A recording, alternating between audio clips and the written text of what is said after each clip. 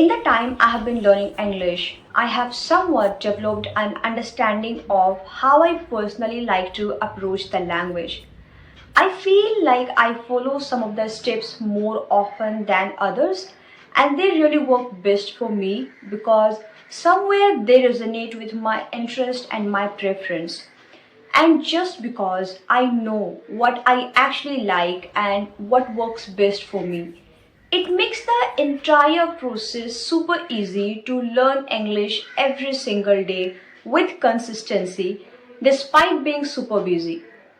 I'm sure you resonate with this situation that you truly want to speak English fluently, you want to embark your language learning journey, and you're someone who has been trying to speak English confidently in front of people, but you are struggling with this issue that you do not have free time. You're someone who has been thinking that I'm super busy, so it seems a bit impossible for me to sit in front of desk to study English for hours and to follow every single steps.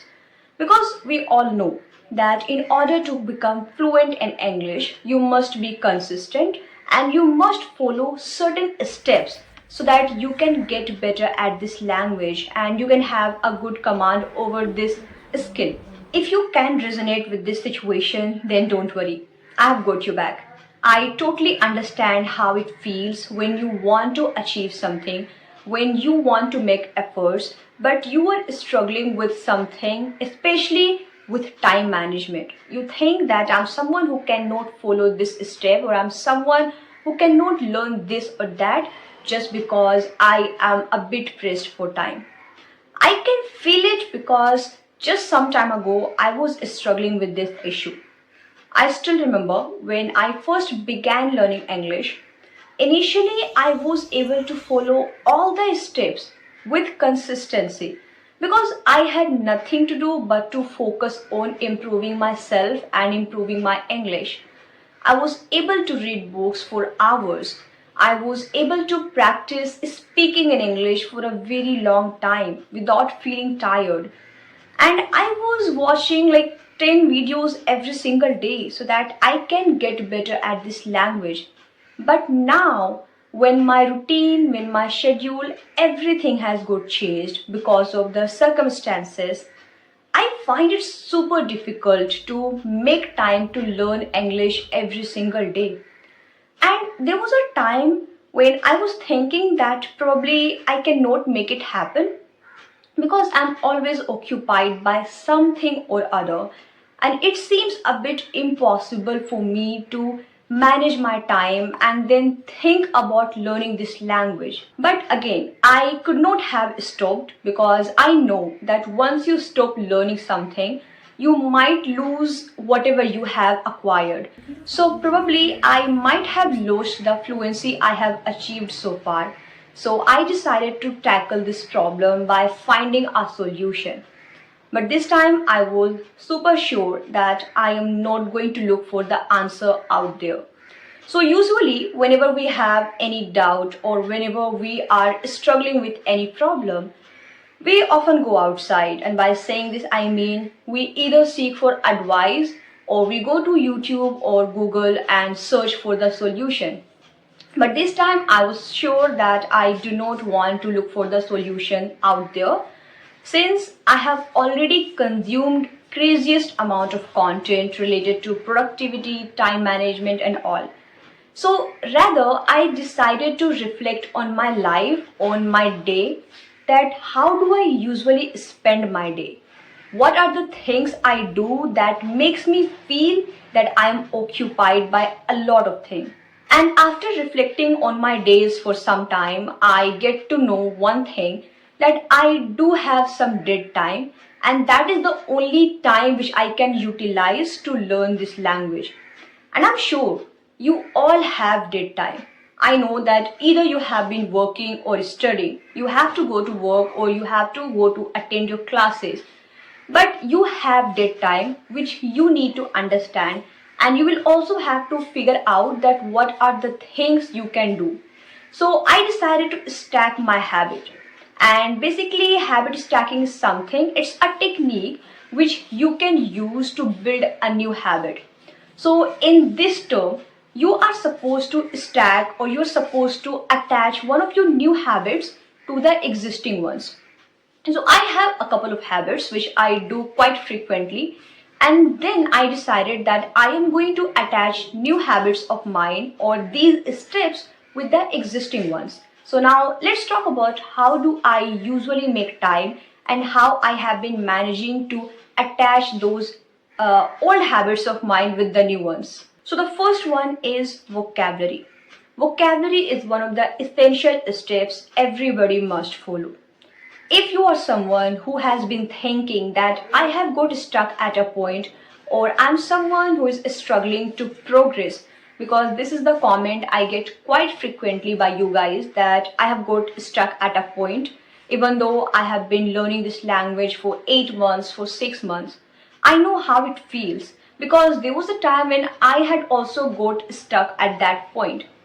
And now I feel this thing again, that I have got stuck at a point and I'm not progressing anymore. So I decided that I am going to spend some time on improving my vocabulary. So every single day in the morning, I just revise my vocabulary for 10 to 15 minutes. And again, I do not believe in memorizing vocabulary. Rather, I believe in revising vocabulary. And there's a slightly difference between both of them. So when it comes to memorizing, you are trying to memorize every single thing. It's like cramming something. But when it comes to revising, you just have to go through your notes or whatever you have created for yourself, be it a note or a PDF. It's completely up to you. So whatever you have created for yourself, just revise it every single day so that it will naturally get fixed in your mind and you will start using those words in your daily life so that you can get better at this language quickly. I still remember when I began learning English, I was able to practice speaking in English for hours without getting distracted and without worrying about my time, because that was the only thing I was supposed to do. And a lot of you have asked me this question, that how many hours or how many minutes do you dedicate to learn this language? So initially I used to practice for 3 to 4 hours every single day. But now this is something I cannot even imagine because I have to manage multiple things now. And I have realized after reflecting on my days that in the morning, like right after having my breakfast, I love walking. So by that time, I do have a couple of minutes and I do have at least like 30 to 40 minutes to utilize on speaking. And that is the only time I can speak. When it comes to speaking, you have a couple of things to do. So I prefer to follow two steps. Either I talk to myself by picking up any topic, and when it comes to what to pick, I guess I don't need to talk about it since I've already spoken about it so many times. So you can pick about anything. You can pick any random topic and then start elaborating it in your own words. Or I have an option to practice with co-learners. For example, sometimes I use any application and then while using that application, I get to interact with other co-learner so that I can practice speaking in English. So I try to switch between both because sometimes I get tired to talk to myself and sometimes I get tired to talk to people. So I always try to switch my steps and then follow both of them frequently. Although I love reading books, but let's not deny the fact that when it comes to reading, you must pay enough attention to the content you are provided. You have to focus on the content you are given because in this way you will be able to acquire some knowledge and gain some information that might be helpful to you. But now, since I am always a bit pressed for time and I always feel rushed towards things, so I decided to carry my book along with myself. So wherever I go, I carry my book with myself so that I can read that book whenever I get free time. And if you're someone who goes to work or if you're someone who go to university to attend class, I would highly recommend you to carry your book along with yourself so that whenever you get free time, just start reading. Or if you cannot carry your book, then I think you have an option, and that is your smartphone. You can search any random article on Google and start reading. So in this way, you can follow this step despite being super busy. Another important step is listening or watching. And I don't think I need to talk about the importance of listening since I've already done it before several times. So, in my opinion, listening is not just a step which you should be following to improve your listening skill or improve your vocabulary or to get better at grammar, but it will help you so much to have the good understanding of pronunciation so that you can pronounce every single word correctly. Additionally, listening is one of the steps which does not require you to be super productive and to be super energized so that you can pay attention to all the kind of content you are being provided. You just have to focus on listening. You just have to pay a little bit of attention to the kind of voice, whatever it is provided to you. And just because it does not require me to be super energized, I try to follow this step mostly in the evening or at night. Because by that time I am super exhausted. I do not have energy to read books and to just acquire all the information, or I do not have energy to speak in English so that I can get better at speaking. I guess this is one of the steps which helps me so much by that time. And I try to multitask. For example, while listening, I'm trying to get some of my things done. So in this way, I am killing two birds with one stone. And the last step is writing, which many people avoid because either they find it super boring or they do not find it useful.